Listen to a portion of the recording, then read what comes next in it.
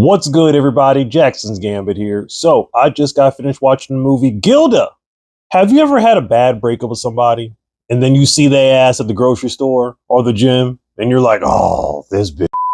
So then I go to Argentina to get away from your ass, and here you are. Out of all places you could have gone to, you come to Argentina. Just when I thought I was out, they pulled me back in. Girl, you messy. How'd you know I was here? In the movie Gilda, we have Johnny, an American small-time gambler who gets invited to a casino by a mysterious man. Caught counting cards, Johnny ends up having to meet the owner, who ends up being the man who invited him in the first place, Mr. Munson. Johnny convinces Mr. Munson to hire him, and he soon becomes manager of the casino. Everything seems to be going pretty well, until Mr. Munson comes back from a trip to America with a surprising guest, Johnny's ex-girlfriend, who he's only known for one day. Johnny and Gilda didn't necessarily end their relationship on a good note, and things shortly start to spiral out of control. Crime, suspense, jealousy, gambling, all y'all messy. You know what y'all need? Some of Mama's lemon pound cake. That'll get you right. 8 out of 10.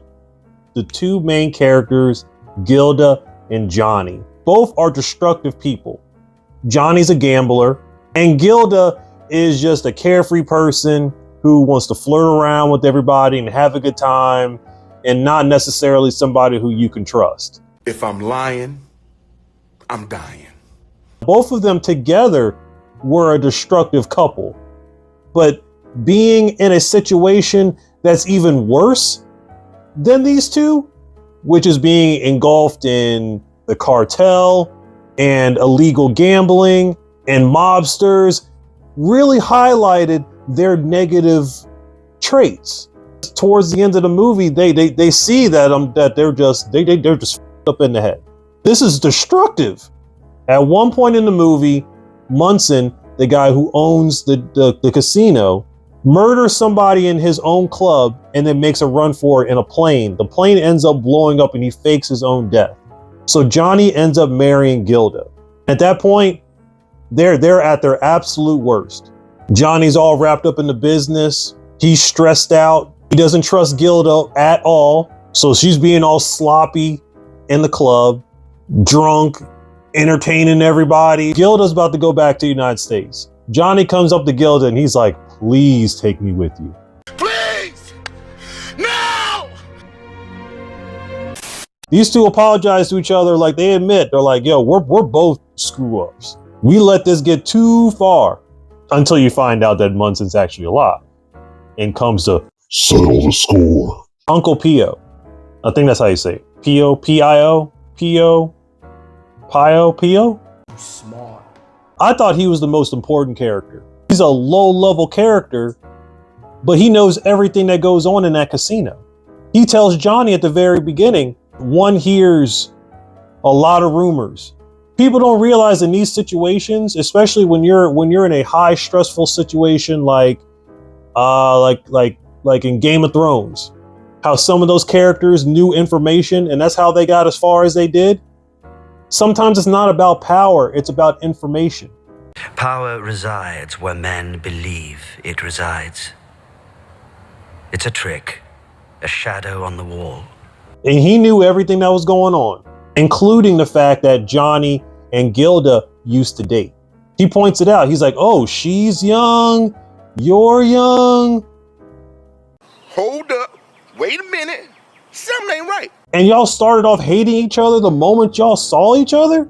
At one point after everything is settled, the government has the casino and Gilda's at the bar and Uncle Pio is trying to talk to Gilda. And at one point she says, it's kind of lonely in here, isn't it? Because the place has been shut down. All bad things end up lonely, little one. I know that, don't I? You can keep your silly epigrams to yourself, can't you? He meant that in two ways, talking about the casino, but also talking about her.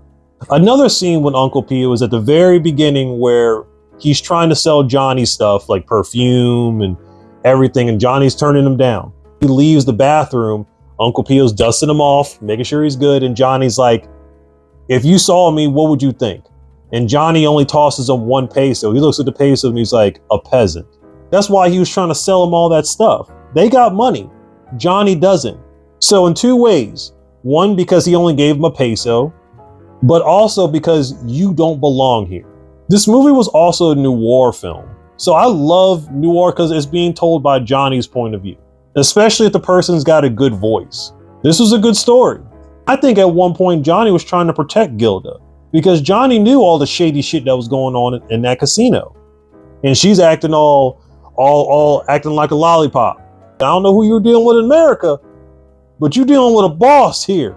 Gilda was trying to pull him into her game. Oh, I guess you're going to have to protect me then. I guess you're going to have to lie for me then. I don't believe it. And Johnny's doing it because he still cares about her even though he hates her. Her character was used to manipulating men into doing what she wanted to do. She was manipulating Johnny. There wasn't any scenes in this movie that I was like, you could have cut that out. Man, you could have cut that out. Man, you could have cut that out. It all made sense. It was all tightly knit. That's why I liked it. It stayed on course.